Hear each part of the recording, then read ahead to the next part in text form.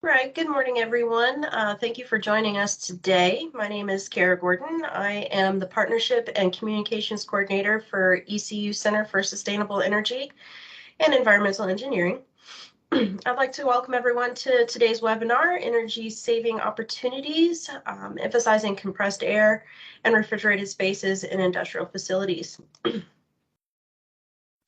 Our mission at the center is to promote renewable energy technology and natural resource conservation through scholarly and applied research and effort to enhance industry awareness and best serve North Carolina communities. With research funding through the EPA's Pollution Prevention and Source Reduction Assistance Programs, center students, faculty, and affiliates provide valuable resources to businesses and industries across North Carolina. We offer energy, pollution prevention, and lean assessments and training largely to North Carolina automotive, chemical, fabrication, and food and beverage manufacturers. After conducting a facility assessment, the center additionally provides technical feedback and various business analyses. We also facilitate certification workshops like Lean Six Sigma for sustainable and green manufacturing. And please be sure to follow us on Facebook. There you will find all of our webinar recordings, including today's. That's at ECUCSE3.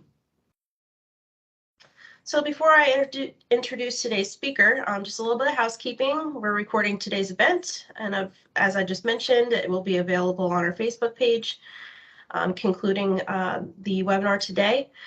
We encourage you to interact with our speaker. We'll take questions at the conclusion of the presentation, or you can drop them in the chat box at any time, and I will address them after the presentation.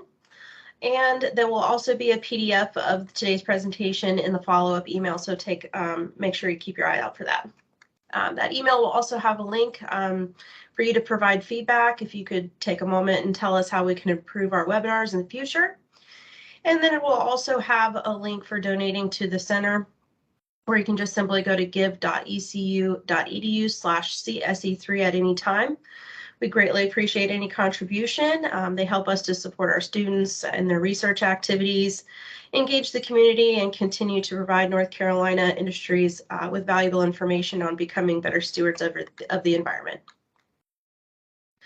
So today we're honored to have Professor Keith Goossen from the Mid-Atlantic Industrial Assessment Center at the University of Delaware. Professor Goossen has been at the University of Delaware since 2002, after being a researcher at the Bell Laboratories, and a short time as the co-founder of Aerolite Incorporated. Since 2006, he has been the director of the Mid-Atlantic Industrial Assessment Center, a multi-grant funded and award-winning center for the development of energy efficiency. The center trains students in energy efficiency, including the performance of energy audits at local, industrial, commercial, and nonprofit facilities. Hundreds of audits have been performed, saving these companies tens of millions of dollars and implemented recommendations. And he's also a senior member of the Institute of Electrical and Electronics Engineers. So thank you, Professor Goossen, for your time today and expertise, and I will turn the platform over to you. Great, thank you very much. Today I'm going to give a fairly targeted talk on some observations that we've been making in our energy audits in the last year or two, targeted to a particular aspect of compressed air, which is the emergence more and more of rotary screw compressors with timeout features, and also discuss what we've been seeing more and more, which is a willingness of refrigerated spaces businesses to cycle their fans. And so it's kind of targeted, but as I go through it, I'll maybe intersperse here and there sort of more general observations as we go through it. So yeah, I'm Keith Goossen. I've been the director of the University of Delaware Mid-Atlantic Industrial Assessment Center since 2006. We have funding from DOE, from EPA, from various state agencies here in Delaware, and are on our about 450th audit so far. Each of these audits consists of where I lead a team of students, and we first assess energy use and water use, and we identify and quantify a set of energy savings recommendations and deliver all that in a comprehensive report, follow up with technical assistance to implement the recommendations, and also perform implementation surveys. And our sort of recommendations per audit is running around 10, I think. And we generally have about 50% of our recommendations implemented. Okay, next slide. So, you can train to be an energy auditor. There's manuals and things like that. There's technical things you can learn. And, I remember my first sort of, 50 or so audits and, trying to apply those things you learned in some manual or textbook in order to save a company energy on some system. Of course, some things are simpler than others, but when you get to industrial systems, it can get pretty complicated. And I guess the main thing I've learned is that what that first sentence says, it's not how smart you are, it's how long you've been around. Because being a good energy auditor depends upon learning as you're teaching at each energy audit, seeing what works. I remember, at audits where I looked at a system and goes, oh, that's how that's put together and how it's supposed to work. And so, it's like you're a bee, you're pollinating what you learn at future audits. And so you're constantly improving your sort of bag of tricks and your things that that you can do. And it's all in recognizing how they can be applied. Okay, next slide. So, as I said, this is a targeted talk here, specific to two things that we've been learning in the last 50 or so audits, which is the first thing, timeouts in screw load and load compressors. And that may sound a little arcane and specific, but actually it's quite pervasive and important to understand how to analyze such situations. And the second thing, I mean, it's completely unrelated, but it just turns out that we've been seeing more and more is how and when to try and apply what's called the fan auto situation in refrigerated spaces, meaning cycling the fans off when cooling is not taking place. So this talk will hopefully give you some information.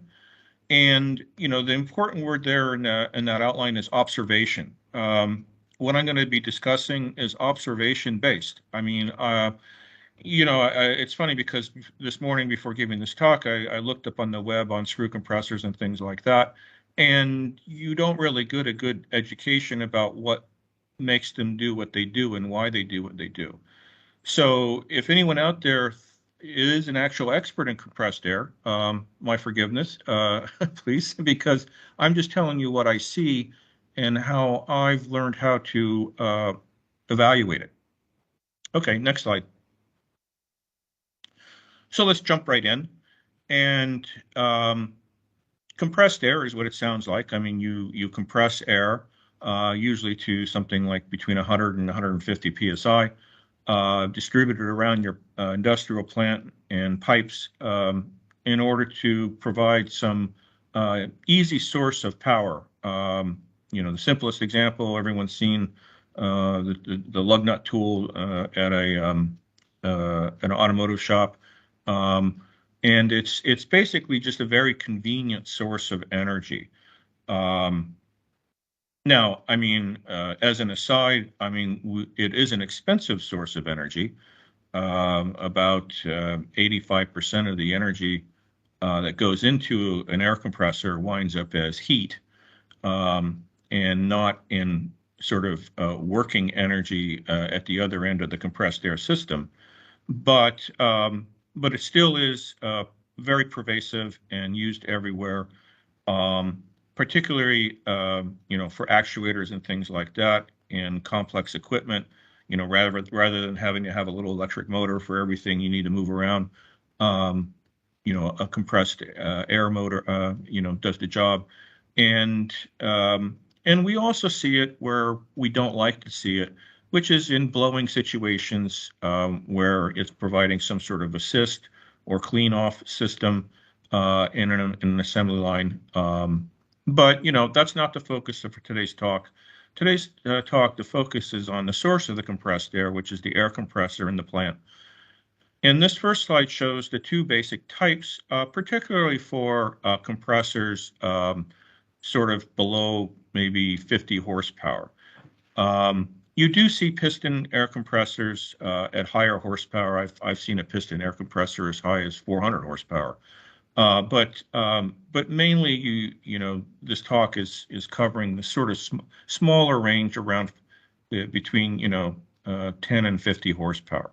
And there's two basic types: the piston, which the pictorial there shows exactly how that works. You have a motor driving, a crankshaft piston, and basically every time the piston goes down, it sucks air in, and every time it goes up, it presses that air into the storage tank. And so, you've seen these things, basically when they turn on, the pressure in that tank goes up.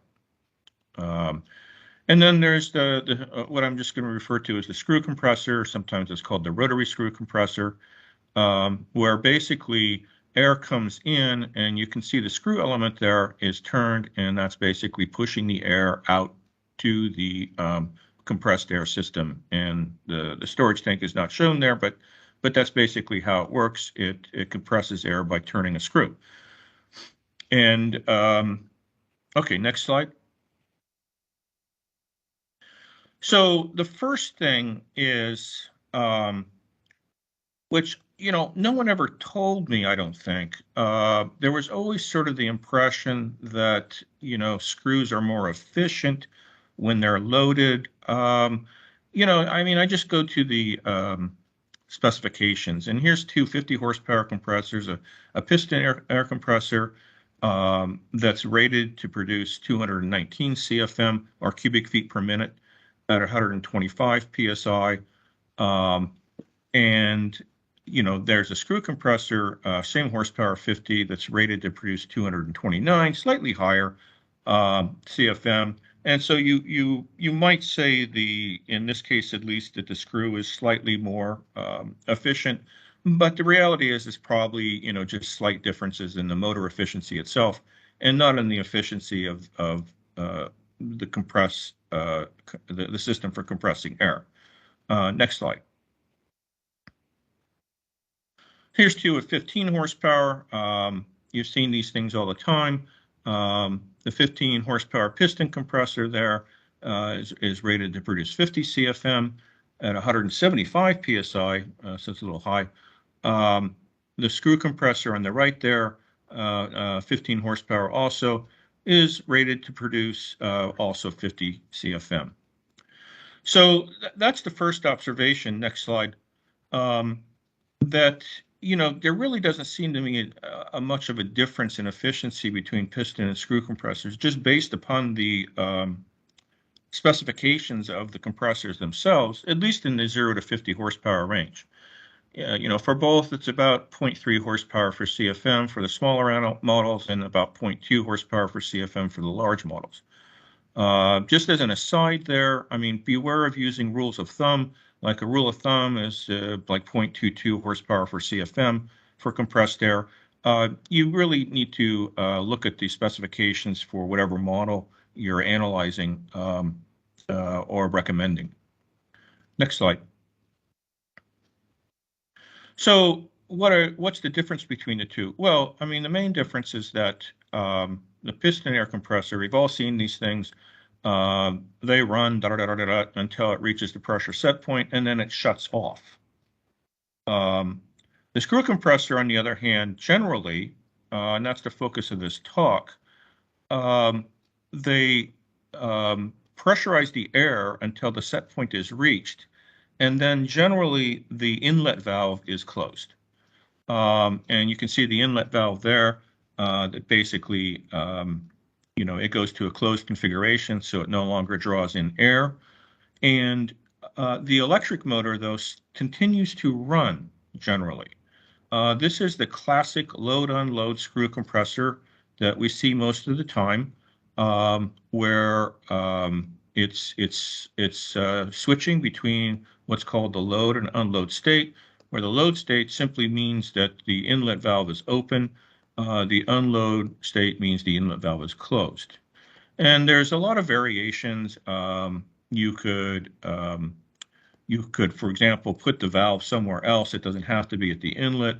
You could also have a variable valve where it stays at a particular position, maybe 50 or 60%. But most of the time, they're characterized by the fact that that electric motor stays on. Now, in the unload state, the electric motor does not consume as much. Next slide. So this is a pictorial of the power versus either you can call it the load or the flow or the duty cycle of the compressor. And it's showing a screw and a piston compressor. And what I was just talking about there is that the screw compressor, when it unloads, meaning the flow goes to zero, still is on and generally consuming anywhere from 0.4 to 0.6 the power in the load state. And, if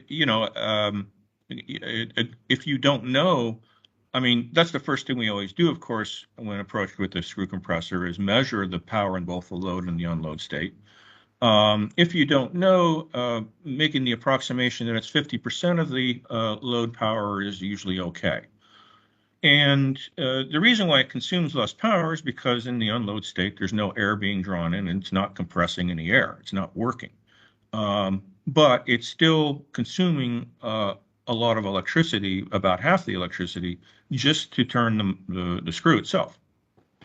Now, on the other hand, the piston compressor, when it reaches its set point, it turns off. And so the power load curve is basically a straight line going through the origin, precisely through the origin. And so you see immediately that, let's say you're running your system at kind of an like a 30% average duty cycle or 20% or somewhere around there, about where that red curve is drawn. And so you see immediately that the screw compressor at lower load states, particularly very low load states, consumes much more than the piston compressor. And so the question is, well, that doesn't sound so good. Why are people doing this? Next slide. So that's the reason why people were doing this. If you've been around a piston compressor, it's noisy. It's very loud, and so that appears to be the primary reason why people are replacing their piston compressors with screw compressors. And I don't have a specification as far as noise goes, but it's I mean, having been around both, it is much quieter. Of course, the piston compressor is only noisy when it's running, but that almost seems to make the noise issue worse because you really hear when it kicks on throughout the whole plant. Or and we've been doing a lot of automotive audits lately, and so around the whole service bay, in fact, even into the customer area, you might hear this compressor go off when it goes off. But anyway, that appears to be the main reason. So how do you deal with this situation? Well, the classic way you deal with it is you recommend converting from your screw compressor to a variable speed drive screw compressor. Next slide. So the green curve, as we've gone through, the two black curves there are the power versus load curve for the screw compressor and the piston compressor. And then the green curve there is for a variable speed drive screw compressor. In a variable speed drive screw compressor, the inlet valve stays open. instead you simply adjust the motor speed to maintain whatever pressure set point you've programmed in. And so basically you'll see in the next slide, to write a recommendation, you simply take the top black curve there, and the variable speed dry screw compressor has roughly the same power load curve as a piston compressor, meaning it's roughly linear. It can have some slight variations. I drew it that way, and it has usually a little tail, meaning you can't really go down to zero speed, so to speak. And so it's characterized by having that little tail there. And first thing I want to, before we're going on, I just want to make sure everyone understands. And it's interesting because I didn't know this until my 50th audit. I had always thought that variable speed drives result in a cubic power versus load relationship, but no, in a compressor it's linear, and it's because cubic relationships apply to things like fans and low pressure pumps, where you're simply modulating the flow. Whereas in a compressor, you're not only modulating the flow, you're at the same time compressing the air. And so it tends to be linear like that. Next slide. So that's the answer, right? Okay, so you go into a plant, they have a screw compressor because they wanted something quiet. You measure their load curve, and you point out to them that their average duty cycle is somewhere around 20 or 30%, and so they can save a lot of money by throwing out that screw compressor and installing a variable speed drive screw compressor. And I put in this slide a couple of examples there. Same maker, Atlas Copco, same horsepower, 20 horsepower, and you can see you can get the ordinary load unload screw compressor for about 15,000, and the VFD compressor is a little over 18. Okay, next slide. So first of all, you want to note, and to do the recommendation, really carefully, you would note this: the VFD or VSD model. You can see there only produces about 87 CFM at full power or at full speed, while the load and load produces 92. So right off the bat, you have to be a little careful because the VFD model is not quite as efficient at full load. So you would have to do it right. You would go back into those load curves and you would put in the proper ones. We're going to ignore that here. Sorry, little joke. I mean, we have 11 more recommendations to write up, so let's just ignore that fact. Let's write the recommendation. So let's say the compressor runs 3,000 hours per year at average 30% load. The good news about this analysis is because the curves are linear, you don't have to do binning or anything like that. You just take the average load. So the savings of going to the VSD is take your 20 horsepower. I mean, normally you would measure the power, but let's just take 0.746 kilowatt per horsepower divided by 0.95, the motor efficiency. So the 0.5 plus 0.3 divided by 2, that's the load unload operating at 30% flow, because it starts at 0.5 and then you add 0.3 divided by 2. I don't know if I have do I have a pointer? Okay, well, anyway, look at the 0.5 plus 0.3 divided by 2. That's the power of the load unload at 30%. One thing I'll just say as an aside here, go back one slide. If you're writing other recommendations for reducing the amount of air going into the plant, a VFD is a lot more friendly to those recommendations, because you can see that the delta power versus delta flow is twice roughly what it is for the screw. So that's just an aside when you're writing sort of savings recommendations at the end use, you have to take that into account. Okay, go back to the next slide. So let's finish our recommendation. So 0.5 plus 0.3 over 2 is what the load unload is going to consume. And the 0.3 is what the VFD is going to consume, roughly. Okay, if you just use a linear curve. And so you take that difference, you multiply times 3,000 hours per year, and you get 16,491 kilowatt hours per year savings. So if the plant's paying a dime per kilowatt hour, that's about $1,650 a year savings. Okay, but I mean, you just recommended to throw out a perfectly good air compressor and replace one for $18,400, and it's going to take them 11 years to get that money back. So that's not going to happen. And, you know, this is a hard one because this is the classic recommendation going from load unload to variable speed drive. You know, usually there has to be some other thing going on with the compressor or with the compressed air system to make this recommendation get closer to a 5-year payback. All right, next slide. So you can write a recommendation for proper replacement upon failure. We don't tend to do that very often, but you know, if the plant is planning to replace the compressor anyway, I don't see anything wrong with writing a recommendation to replace it with the right model. So if you do that, then you're just talking about how long does it take to recover the difference in price. And you can see that the answer is, you know, 18,399 minus 14,927, the difference in price, divided by the savings per year, 2.1 years.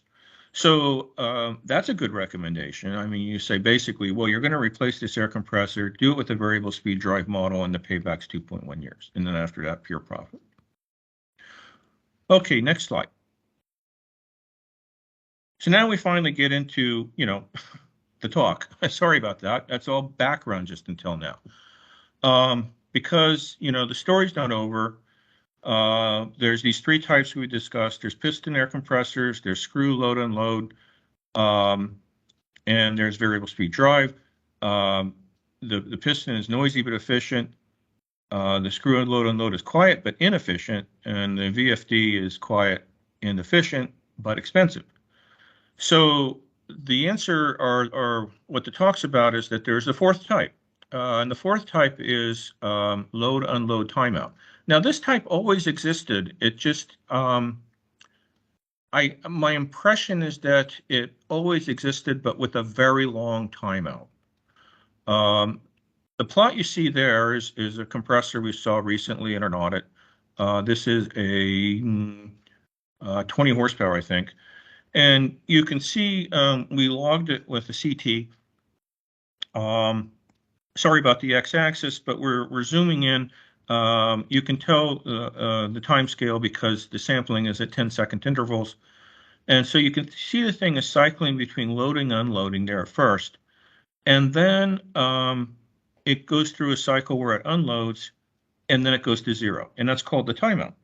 And so if you see a compressor like this, that's the first thing you got to measure is what that timeout is. And you can see in this plot that timeout is 90 seconds. So basically, this compressor cycles on and off, loaded and loaded, but then if it unloads for more than 1.5 minutes, it turns off.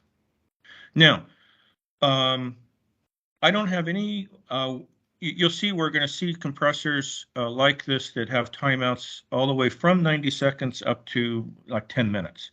And I don't have any words of wisdom as to what's determining that time. I mean, clearly, ideally, you would want it to be 0, right? Then you would be going back to what a piston compressor does. It just loads and then goes off, on off. The lore behind screw compressors is always that, well, it can't do that, that the motor would eventually fail or something bad would happen. I'm not enough of an expert to tell you why or the wherefores of, going directly from loaded to off, what that means. All I'm going to do here in this talk is show you how to analyze the situation. Okay, go to the next slide, please. So here's a 40 horsepower Kaiser ASD. Note, even though there's S in there, that's not a speed drive. This is a load unload timeout compressor. You can see the log there. This log was taken over about a week. And you can see the load state and the unload state, and you can see the unit timeout. And if you zoom in on the next slide,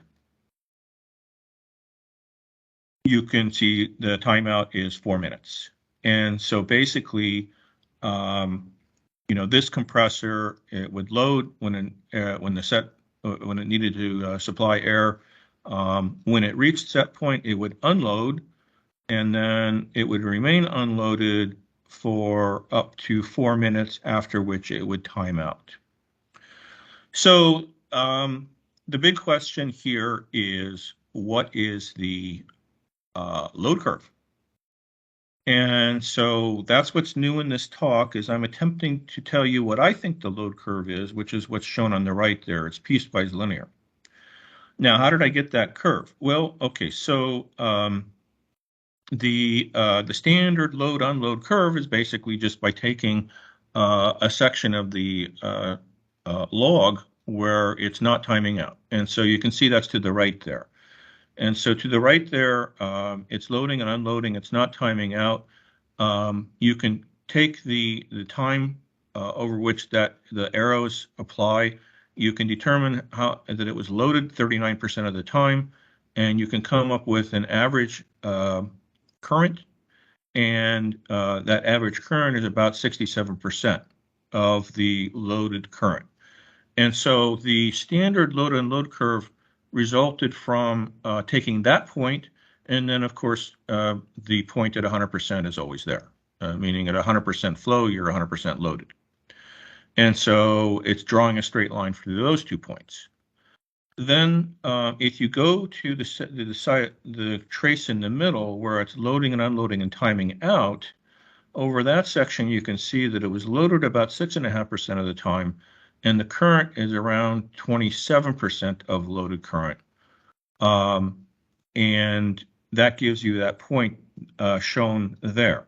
And in the timeout section, that point has to connect with 0, right? Because at 0% loaded, it's fully timed out, it's off. And so that results in that piecewise linear curve there, which, if I wasn't so lazy and spent more time looking at the trace, I maybe could fill that out with more points.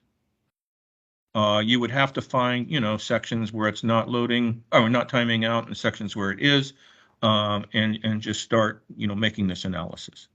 But anyway, that's my belief, is the way to analyze these load unload compressors is with this piecewise linear curve. Next slide. Okay, now this is that previous compressor, which we stated, and you can see there, if you look very, very closely, there's 9 dots for the timeout, that it has a 90-second timeout.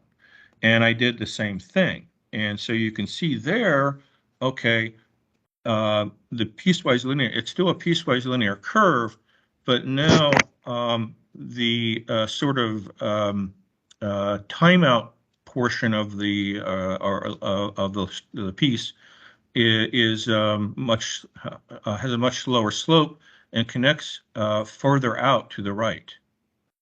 So if you go to the next slide,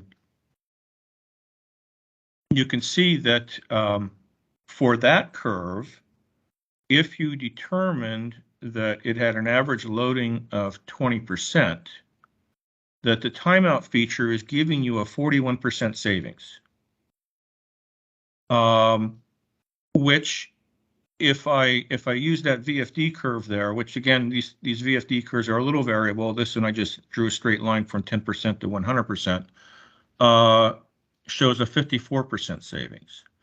So that's the first conclusion here, is that if you were approached with a situation where the compressor, you just looked at a standard load unload compressor, that at least for this model, and I don't have enough formalism to determine if it can be generalized to all models, if the timeout is 90 seconds, you get about 80% of the savings of going to a VFD. And so now, I haven't looked at the prices because there's not enough detail on the web in that respect. You'd have to, sometimes the timeout feature is not even advertised. But my guess is that the timeout feature is simply a control. So a simple control, and so may have very little cost differential compared to a standard load unload. So the first thing is, okay, it might be, and more research has to be done, a standard recommendation to, instead of going from a standard load unload to a VFD, to go from a standard load unload to a standard load unload with a timeout. If the timeout is 90 seconds. Okay, because if you go to the next slide,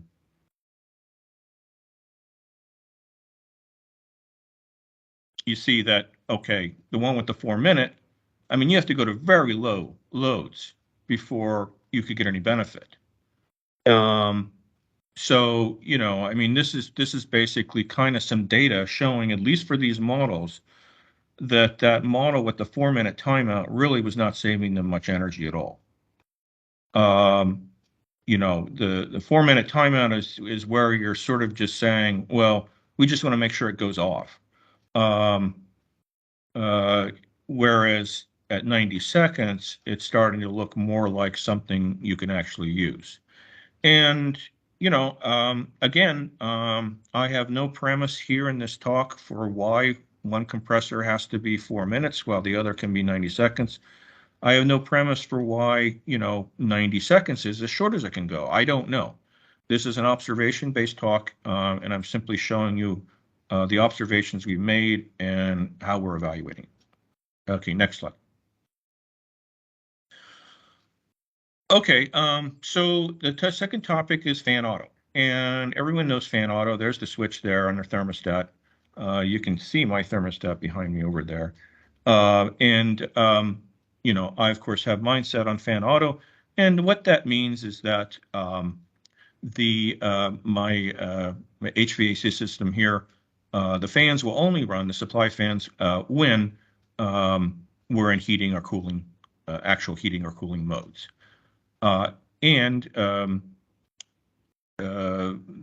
Okay, so I have this data. The talk was getting a little bit too long, so I don't have, a lot of, I don't have the support for it. But basically, for our geography, the Northeast United States, we've determined through multiple audits that for standard, occupied spaces, office, home, whatever, that heating or cooling occurs about 15% of the time on an annual basis. In the summer and winter, it's more, the air conditioner in the middle of July comes on, for 50% of the time, and the heat maybe 40% of the time in winter, but when you take into account the swing months where it can be just a few percent, it averages out to 15% on an annual basis. Next slide. So a rule of thumb is that generally in HVAC systems, the supply fans account for about a quarter of the energy, or power, and energy if they run continuously. So basically, at least what we've determined for where we do energy audits here in the Northeast United States is that switching to fan auto saves 0.25, which is that amount of energy, times 0.85, which is the fraction of the time the fans are off then, or 21% off of heating and cooling costs. Next slide. So, I mean, I can't remember an audit we've been at recently where we didn't run into this situation. We run into it all the time. This is an example of the simple fan auto savings in the commercial spaces. These are standard rooftop unit occupied spaces. And, we basically, found a total savings for fan auto of around, up close to 100 kilowatts for these one, two, three, seven dealerships we went to. So, I mean, it's thousands of dollars for flipping a switch. And in fact, for these audits we performed, the percentages total savings we found just flipping that switch was about 10% of what we found. Next slide. So why don't people do it? Well, okay, so there's been one article I read. I've never seen this actually, but one article I've read where people recommended if you have like a multi-story, well, this was for a home, that you can leave the fans on to destratify the home. And I just go through a quick analysis there that, well, not so much really, because the you're spending 21% by leaving the fans all the time. And the cooling savings is 3% per degree. And so, you have to really have some pretty big stratification going on. Um, in any event, I mean, most of the time we go into commercial or industrial spaces, they're horizontal. And so destratification doesn't really apply. Um, we've had this recommendation rejected because people perceive the constant airflow as beneficial somehow, um, which, of course, if your system is in a ventilation mode, the constant airflow is constantly bringing in outside air, which is actually a problem in and of itself. But generally we counter that perception as not being energetically uh, recommended. Number three, I've been in an industrial plant where in the offices they had the switch set the fan on, and the guy said, without missing a beat, he liked the noise. And it's funny because we hear that a lot where people like the sound of the fans. Now, I do like the sound of a fan when I'm sleeping, but not when I'm working. So, that one. And then finally, the one that almost makes sense, but again, it kind of matters. I've had HVAC people argue with me that you need to constantly be sampling the CO2, and so you constantly need those fans running. And the thing is that, well, okay, so first of all, put them on auto and unoccupied. But second of all, I mean, we go through with a CO2 meter every audit we do, and if we find out that they're down around 500, they don't. The outside air vents never open anyway. I mean, and so we're like, look, there's no point for this. You're just wasting energy. Okay, next slide. So this is about refrigerated spaces. The same thing applies. Okay, if you go to a refrigerated space, a cold room or a frozen, we'll talk about freezing rooms. There's what's called the evaporator. You don't call it the supply fan anymore. It's the evaporator. And we see, I would say at this point, the majority of audits still where they have the evaporator fans running continuously. So, what happens is the room reaches set point and it shuts off the refrigerant flow, if that's what's being used, or ammonia, and it leaves the fans to continue to run. And so our center is on a mission, so to speak, to stop this practice and turn these fans off. It's, I mean, hundreds of thousands of dollars in savings in the area. One thing about this is that when you're in a refrigerated space, don't forget it's not just the fan savings, that fan contributes heat to the space equal to its electrical energy. All that electrical energy going into that fan winds up as heat in that space and has to be pumped out by the cooling system. And so usually the coefficient of performance is around 3. So you magnify the fan savings by 1.33. Okay, next slide. So these are a set of facilities where we made this recommendation and the amount of savings that we recorded.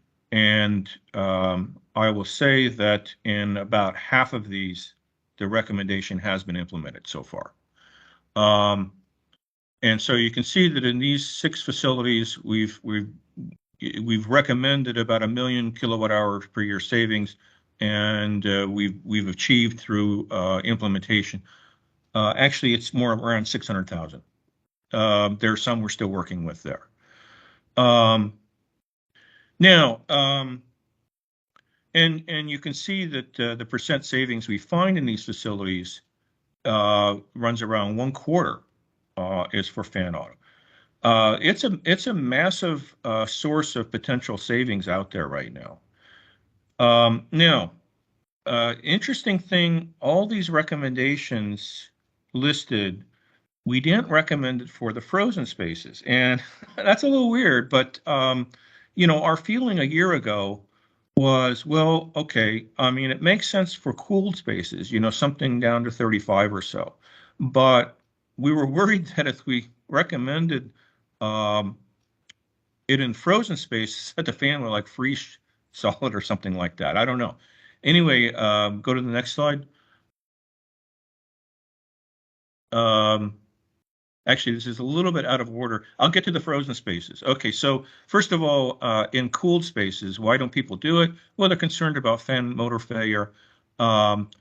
This is something I've researched a little bit. Motor failure is at least half and half switching and runtime. And so, fan auto increases the switching, but it reduces the runtime. So I have a feeling that a proper study would show that it does not increase motor failure.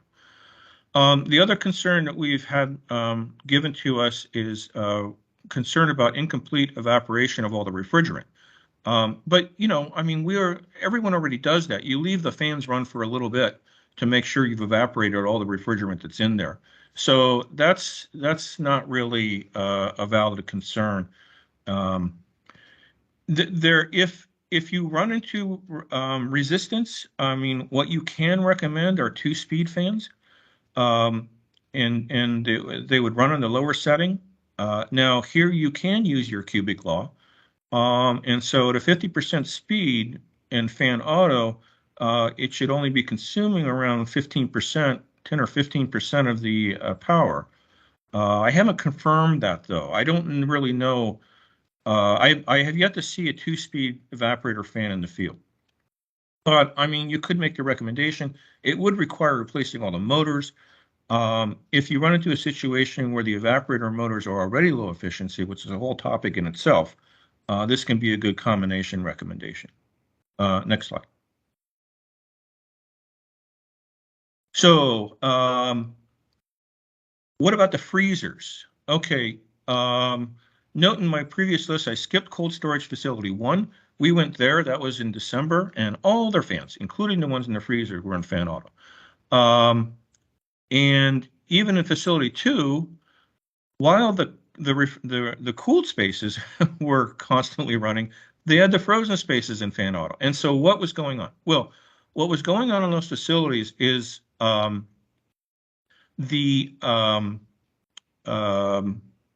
it's on the next slide. They were ammonia, but the next slide is what's relevant.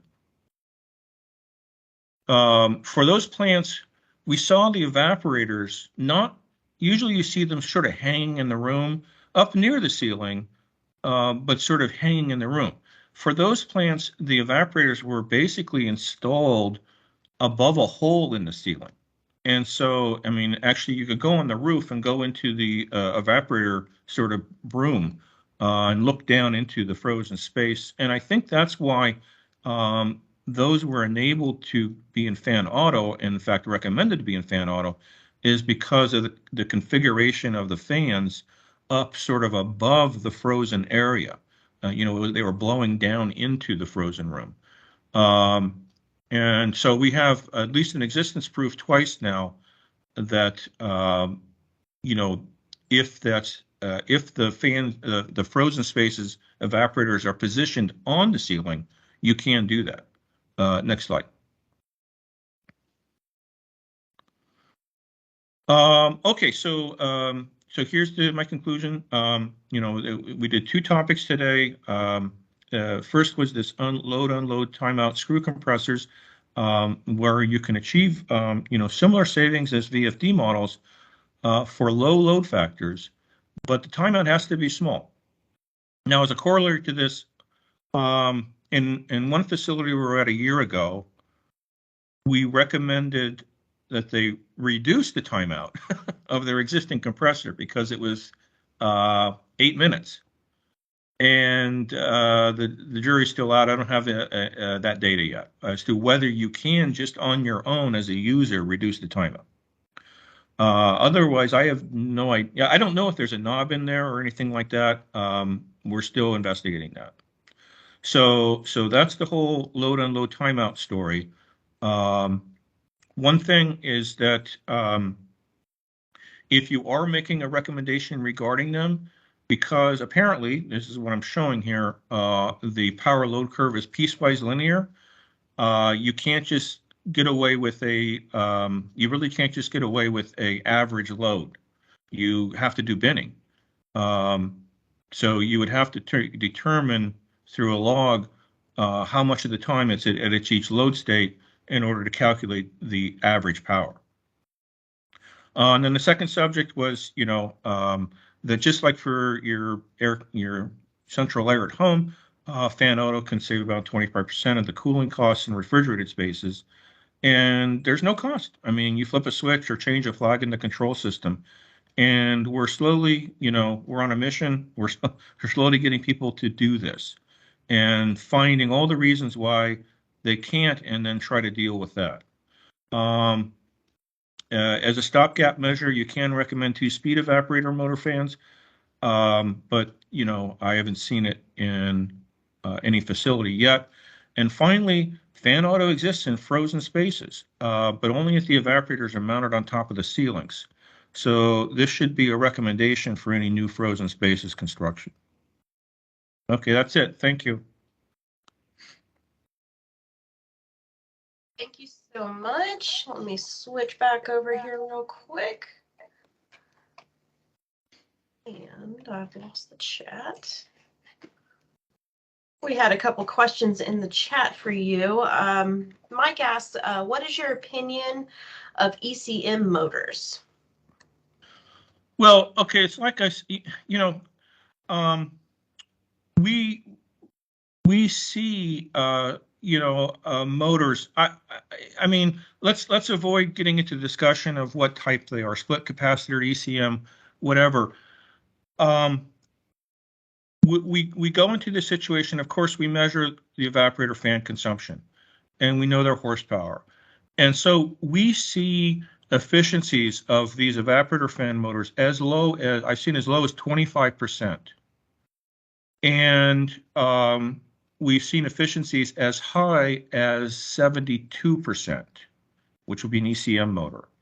So yeah, you can run into situations where you can gain a lot of efficiency by replacing the motors with more efficient. One thing I don't understand about all this is, I'm used to seeing motors up around 90%. And I don't know if there's something special about evaporator, particular refrigerated spaces evaporator motors, that they have such low efficiency. But yeah, that's a good recommendation. It can be hard to work out the economics of it because of the motor replacement can be very expensive. Okay. Another question, several parts to this question, so I'll just read the whole statement here from Charlie. Do you know if any manufacturers provide the timeout duration in their published compressor specs? I've never seen it. Okay, go ahead. Yeah, I've never seen it, and I've looked, and I'd like to see that. Have had any conversations? Like I say, I'm still working with a client from a year ago where we did recommend that the vendor come out and see whether they could reduce the timeout, and that's still pending. Sorry, I have no data yet on that.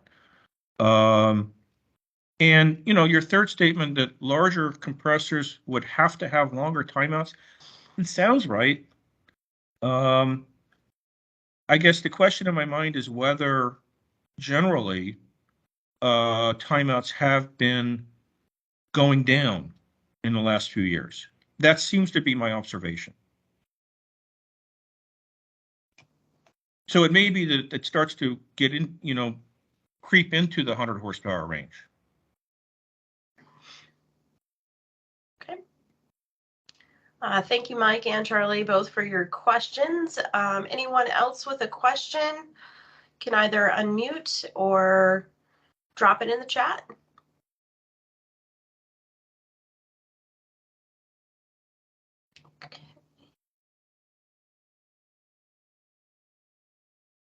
Yeah, the question is whether the timeout can apply for larger compressors, and the answer is I have no existence proof. I haven't seen one that I certainly haven't seen one with a short timeout.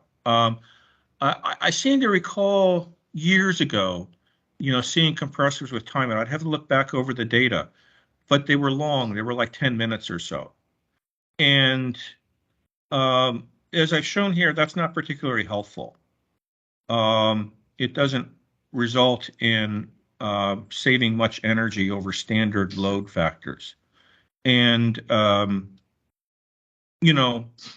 it actually can lead to problems because people start to think that, well, I don't need to turn my compressor off because it times out. Well, that doesn't take into account the fact that you have leaks everywhere.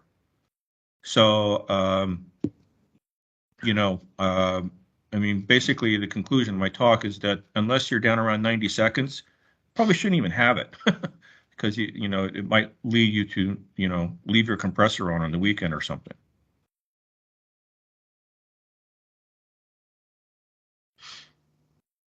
Thank you for that question.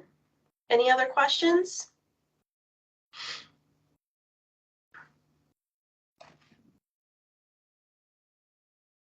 All right. Well, again, his presentation, I will be sending in our follow-up email today. His email address is on that title page. So if you have any other questions in the meantime, you can reach out to Professor Goossen. So again, thank you so much for joining us today. Our next webinar will be on May 16th, Lean Six Sigma for Energy Reduction in Manufacturing, again from 11 to noon. We hope to see you there. That will also be included in the email, registration for that. We got a couple more coming in here. Mike comes back in with probably another talk for another discussion, but we have found huge losses from leaks and are implementing a leak search and repair in our routine. That's great. You could do that. I usually rely upon logging the compressor and looking for parts of the log where there's no production going on to try and quantify how many leaks they have in the plant. I mean, I don't find them, but I can just quantify them that way. Yeah, we have never gone around, trying to find. Of course, you always see a few, when you go around the plant, but they're enough to ask me. Okay. Yeah, all good points. Yeah, I was thinking about the house fan myself. Like I might need to go turn it on auto. All right. Well, again, thank you so much to Professor Goossen for his time today. And we appreciate you joining us. Thank you so much. Okay. Bye-bye.